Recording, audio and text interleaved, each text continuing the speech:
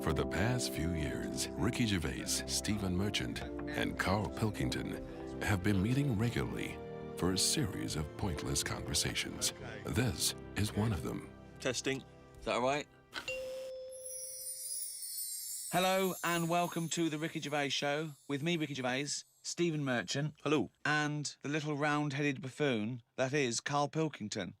All right.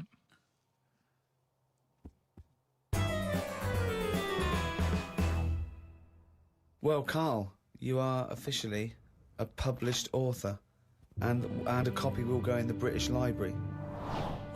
Well, they have to take every rubbish. I think it'll go in the British Library lavatory. From what I understand, it'll be in there with like a collection of like novelty postcards and maybe a Viz compendium. But, you know.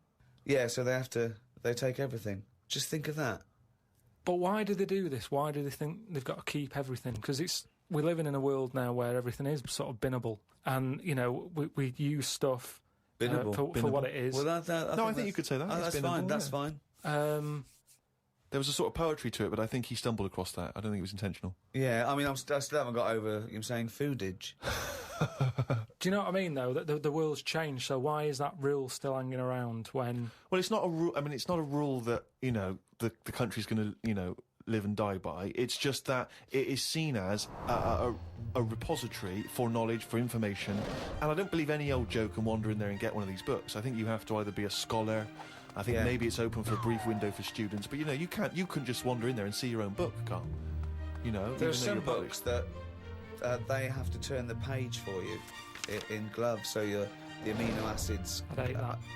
With yours, it won't matter. They just go, it's over there, or they throw it to you. No, it's just. Or they slide it along the floor. They say, I can't give it to you, Carl, because it's propping up this desk. Yeah, they kick it to you and say, put it in the bog when you're finished with it. It's just that thing of being timed, though. I hate it when people go, "Oh, have you read this?" And then I can't read it properly because they're thinking I'm taking ages here. Do you know what I mean? So I have to scan read it. And I go, "Oh, it's good, that." And they go, "What do you think?" And I go, "Oh, about what?"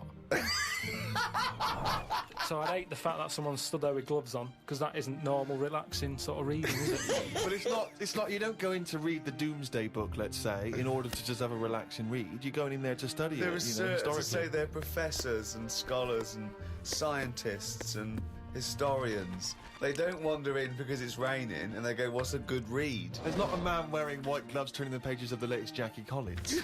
No, exactly. Do you have heat? Watching your lips move as you read to see if you can turn the next page. I suppose I shouldn't really feel guilty, because at the end of the day, right, I mean, people always rave about Shakespeare, saying, "Oh, yeah, his work was good." But brilliant. At the same time... He'll probably put that on the book when he brings another one out. He'll put your review on it. Yeah. Oh, that was good. Carl Pilkington. But at the same time, you know, like, some people will have a go. I'm ready for people having a go, like that Wendy did about me little films I made, you know. It's her opinion. So she slammed Carl. No, well, you know, each to their own and that. And, you know, if everyone liked the same thing, I don't know what we'd do, right? Sure. You don't know anything. So all I'm saying is, everybody raves about Shakespeare. When, if you properly looked at what he did, he invented a lot of swearing words, right? Effing and jeffing and that. Now, that was one of his. Well, it's effing and jeffing and effing and jeffing part 2. But all I'm saying is, for some reason, when things are brought out years ago, people say they're good even though they're not, is what I mean. When I was watching that documentary about the real Indiana Jones, brilliant. They dug out some rocks with drawings on. And they were like, "Oh, don't damage them, don't mark the paint," and it's like, it's rubbish. It was like a stick fella with a yak. Now, if that was found now, or if a kid showed me that, I'd go, "Hey, it's not that good." So what I mean is, because stuff's old stuff gets respect. But you're not judging it on its aesthetic merits, you're judging it on its historical importance. I don't think that's fair, though, because when that fella drew that, it wasn't old. He did it when he was knocking about. No, yes, but you must see the difference between you doing a stick man on a wall with a bit of chalk near your local and a cave painting that they date to 10,000 years ago. Yeah, so in 10,000 years' time, when they find my story, will it gain more respect then than it is now? No, less. But why is it? Because people will more and more realise what a buffoon you are. The more research we do, the more you expose yourself as an empty, egg-headed moron. That's a friend speaking right there, Ricky Gervais. No, He loves you like a brother. I just think you've mentioned him before, Steve. This Peeps fella. Yes. Has he done anything else apart from a diary? Because now I've done a book and a diary. That means you're better than Peeps, Well, is what you're thinking, well, isn't it? I'm not going to say that until I know, but what else did he do? Well, Pepys wasn't a writer predominantly. I believe he was, like a bureaucrat or something. But he kept a diary which has since become a historical landmark. And what did he say in it? Well, it's again more because it's both well written and it's also an amazing insight social into document a social as well. document. Yeah, Yeah. it's a social document. I of mean, that yours period. is a social document, but it sort of revolves around having egg and chips and a calf and seeing a ladybird, which, you know... But that's today's living. That's Well, what I'm saying. but his describes the Great Fire of London, which is what it's But best we haven't remembered had for. one of them. If we had one, I'd write it down. I'm only writing what's happening. He was just lucky. He was about in London when that happened. The thing is, if they read your diary, they'd think, well, nothing happened that year. Nothing important in the world happened that year. Because your diary doesn't just mention... I mean, OK, yes, it does. It fails to mention any disasters in London because we haven't had any. It doesn't mention any world events. It doesn't mention wars in Iraq, But I don't terrorism. need It doesn't to mention now. anything. But that's all being wrote about anyway. If you're saying there's a museum that's keeping everything, there's loads of other books for that. Who's looking at the fella whose skulls fell off? What? We see. It's interesting, isn't it? A fella's skull has fell off. What do you mean? His skull has fell off? It's something to do with circulation.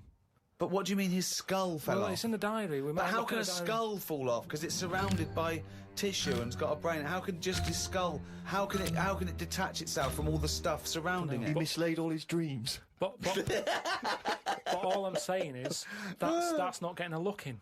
No, because it's not significant or probably true. Carl, you have the same concepts that you worked out and decided that were true at about 10, I think. I look at life like a Box big of chocolates? book, like a big book. Right, okay, yeah. Right? And sometimes you get halfway through it and you go, even though I've been enjoying it, I've had enough.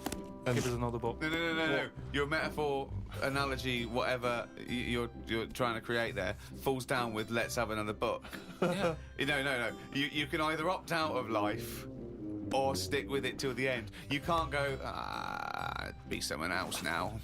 You can't do that. I know you think you can, and I think in your world you can, you possibly be injected into an old woman's head when you've had enough and you come out a little baby. What I mean is, at the moment, my life, I'm going to live to 74, 75, right? Okay. So, yeah, I'm probably on page...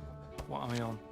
A book that's got about 200... This is painful, Steve. This is really painful. Carry on. I'm on... I say if my book's got 300 pages in it. Yeah. Few pictures and that. It's a picture book. That's the great thing about Carl's life. It's a book for children. It's a pop-up book. And it just, every page he pops in, he goes, all right. All right. I'm probably on, page about 170. Yeah. He's going to die at 74. He's reading a book with a few pictures in with 300 pages and he's on 170. Go on then. So, right, if the book was too thick, right, and there was loads more pages Let me tell you, left, this book is way too thick. Yeah. If the book was more thick, yeah. The book could not be thicker. if there was loads more pages left, I'd go, I can't be bothered reading on. Right. Okay, But no, you let must- him finish but the he must analogy. have known that when he saw the book. You don't... Got to finish this analogy, Right. otherwise we're going to be here all Listen, night. he must have known how many pages there were when he got the book out of the library. Yeah, but the way they write books, they're painting pictures more at the beginning, you're going, this is good. And then it gets a bit boring as it goes on, doesn't it? Okay, well that works. So you're saying that you were young... No, it doesn't work. Well, Well, you just accepted that no. that's what all books are like. No, but there's a little bit of poetry in that because he's actually saying that when he was young, his whole life was ahead of him. He couldn't wait the whole world, the promise that he was given of this world, and now he's a bit jaded and he's more cynical, and he realises that the world hasn't got as much to offer him as he thought it was. Is that what you meant? Yeah. Liar. Actually, Carl, you like sayings, don't you? Got a list here of some of the sayings and phrases that Shakespeare made up, really. In a pickle was his. Yeah. And we know what in a pickle Yeah, we means. know what it means. It's a saying I'd never use. Because when you're in a pickle, it's not something that you would say. No, if you're captured and you're being tortured for information, Yeah. you wouldn't, and you get access to a phone, you wouldn't go, MI5, I'm in a pickle. You'd be screaming, going, "You're taking my teeth now." While you've been talking about that, I just was looking on the computer at the Pun of the Day website. Here's a couple that you might like. There was a sign on the lawn at a drug rehab centre that said, "Keep off the grass." Okay. Now, if the pun is the lowest form of wit, and let's face it, sarcasm isn't. Sarcasm is up there compared to the pun. Then the drug pun, I think, is one of the lowest of the low. Oh, people who congratulate themselves on getting drug references. Keep off the grass, will you? Grass, get it? Grass. No, you're smoking the grass. Yeah. I think pun should be short for punch him in the mouth. Idioms are better. Go on then, what's an idiom? Is that a new word you made up? No, As in Carl Pilkington's a complete idiom. I found out what it was because I thought, I like them, what are they? Right. And it's like little sayings. Yeah, that's right. That sum stuff up. Go on, give us an example of your favourite. Oh, can I just say one? Talking about sayings, Carl was getting fed up with summer. He was fed up with not getting replies from something. He's having a hard time, And I went, "Oh, the worm has turned." He went, "What?" I went, "The worm has turned. You've..." Stupid saying, isn't it? No, okay, tell him why you think that's a stupid saying. Because how do you know when a worm's turned? Of all the creatures that you could flip over and know it's turned, why pick a worm? It's the worst thing they could have picked to express something turning. But you're turning literally. It means changing, doesn't it? Changing your attitude. A new broom, turning over a new leaf. Yeah, but things then are going to use be something that different now, and changes. I'm sick of it. Chameleon. No, but Chameleon is a brilliant thing to use for something to change. Chuck that in a sentence. There's nothing that you can link a worm to human life to. You're talking about something it's blind, isn't it? It's blind, it's deaf. Gay. It's got no features. Why is he having such a go at a worm? Just because it's a weird thing to use. Something that its arse is more, it does more than its head. That could be said of you, Carl, to be fair. Oh, chimpanzee's that? He's gone and written it down again. Just reading excerpts of Carl's diary. Went home and looked up Freud on the internet. Didn't find him that interesting, so looked at some other philosophers instead. Socrates, Aristotle.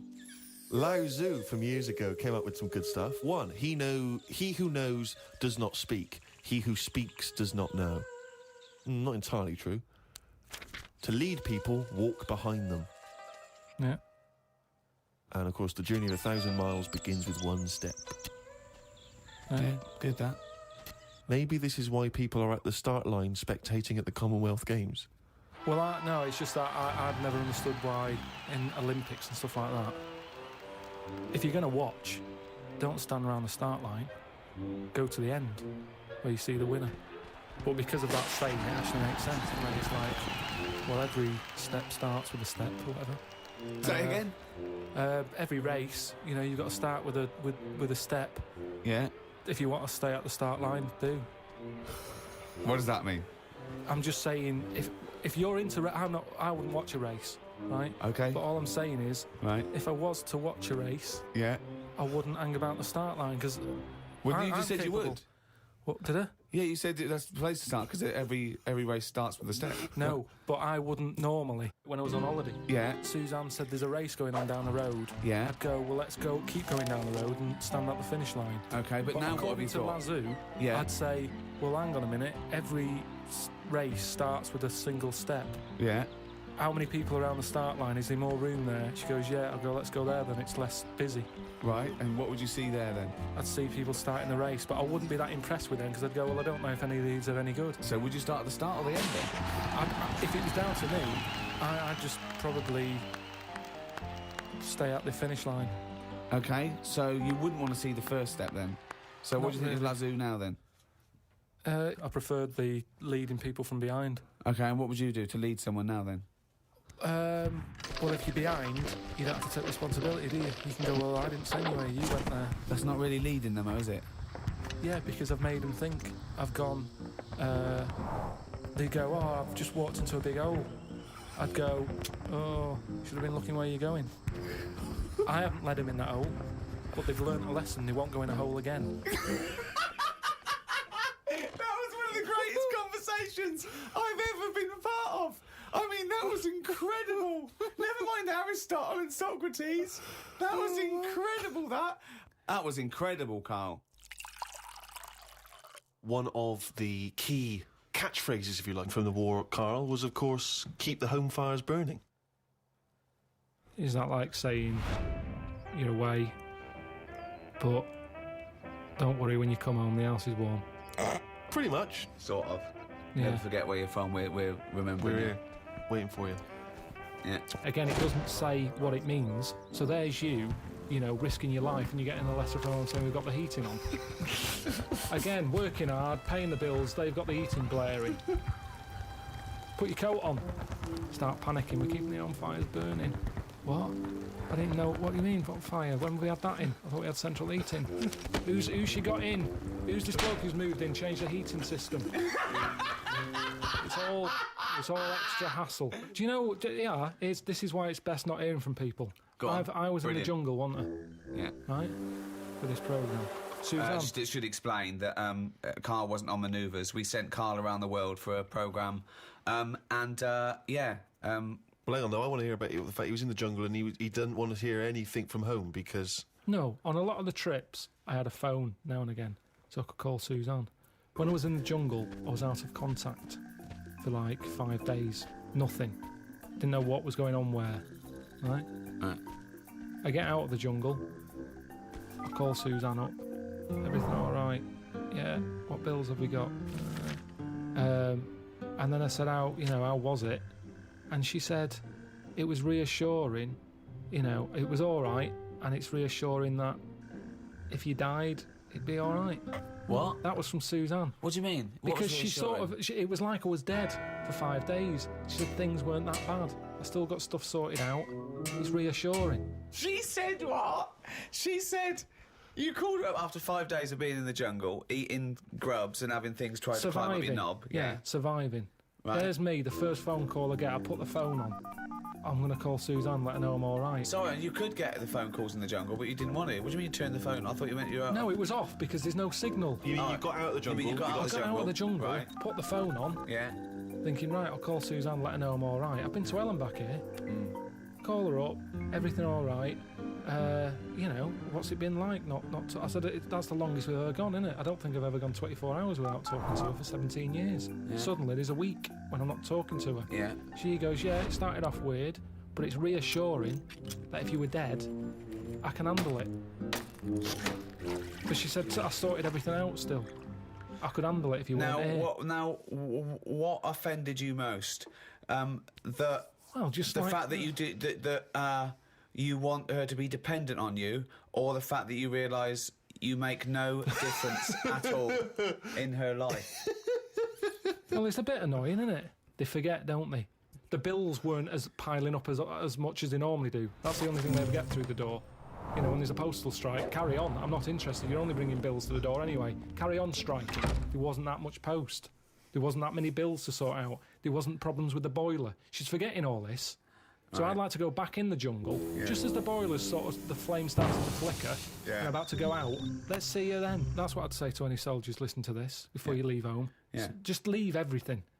Break a few things, don't pay the bills, and then go. And they'll miss you more. Yeah, well, that's great advice to people overseas. Let me just reiterate that. Next time, when you come home, have a great time with your wife and kids. See your mum and dad and your family. But then, when you've just got to go back into active service, just smash the place and shit everywhere. Thanks. Carl, what's your thoughts on poetry? I've never really been a fan of it. There's a surprise. It's sold in a bad light. It's a bit bit gay, isn't it? I mean, it depends what sort you're talking about, because maybe there's poetry out there that I haven't heard. There's some poetry gayer than others. Yeah. War poetry can't be gay, can it? That was people. I haven't heard. Go on. People fighting in the trenches and can't be gay. They weren't gay. They were writing to their sweetheart. I don't know his name. Might have been a bloke. I don't know. But So was it a sort of a what sort of poem was it? Was it a sort of a limerick, sort of a no, like, it was. Well, there's famous ones, Wilfred Owen and Siegfried Sassoon, and they're very moving. They're about, what usually happens is that they talk about why are we here. This is, we've been sold a lie here, and they really started seeing war in a different light from their point of view in the trenches. Famously, some of them died soon after the, But I prefer they'd written the poem. a proper letter. No sort of crypticness. That's the problem with Right. poems. Okay, You so read you'd it and- have been disappointed to get Dolce et Decorum Est through the post, would you? You'd have just said, what are you trying to say, mate? What's the weather like? When you're coming home? Did you get my socks? Well, yeah, sometimes life is a bit like that, and it's like, say what you mean. Right. Well, then you have just wiped all art off the face of the earth if you literally just say what you mean. No, I'm just saying in a letter. Say if I was a woman and my fella was fighting in a war. Right. What's your fella's name? Harry. Okay, so Harry, let me get this right. So when were you married? About 1935. 1935. So you've been married about 4 years. Yeah. Harry, why don't you go off? Oh, you're a woman, aren't you? You don't. Okay. So what did you see in Harry? Why did you like Harry? Was he He just was like funny. butch? He wasn't that butch, but that No. didn't matter back then, did it? In the war, No. And it took everyone. But what did you say when Harry had said to you? Well, I thought it was coming because a lot of our friends Right. ended up having Did you to just go hug him and say don't go or something? No point, because that would have just made it tough for him. So,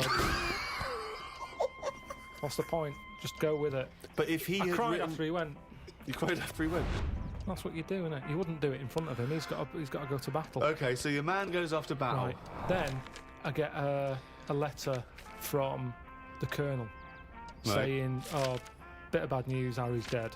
Now I get a letter in the post. He said what he meant, didn't he? In the Well, yeah, and they would do, wouldn't they? They wouldn't Yeah. fanny around saying, "Oh, he was on the warpath and the cloud went dark." I go, "What? Just tell me what happened. I don't want a weather forecast." he got shot at the arse and the bullet came out his head. Right.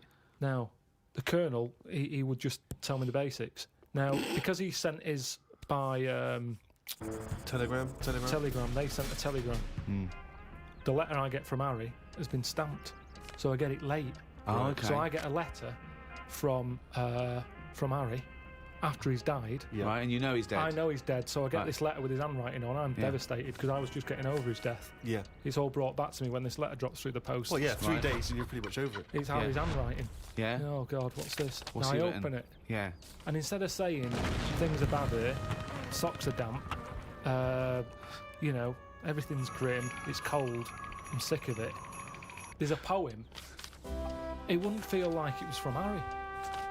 Well, Because it's not in his words. Poems are never in the person's words. But didn't you know Harry was a poet when you married him and made love to him No, that I only night? picked it up because other people were doing it. Something to do in the trenches. But when he carried you over the threshold, Carl, and he laid you down and gently kissed you, didn't he say any? Didn't he ever show you? He must have whispered some sweet nothings into No, it your wasn't hysterical like red that. It head. wasn't No, like that. Straight no. to the point. It was like, get your knickers off.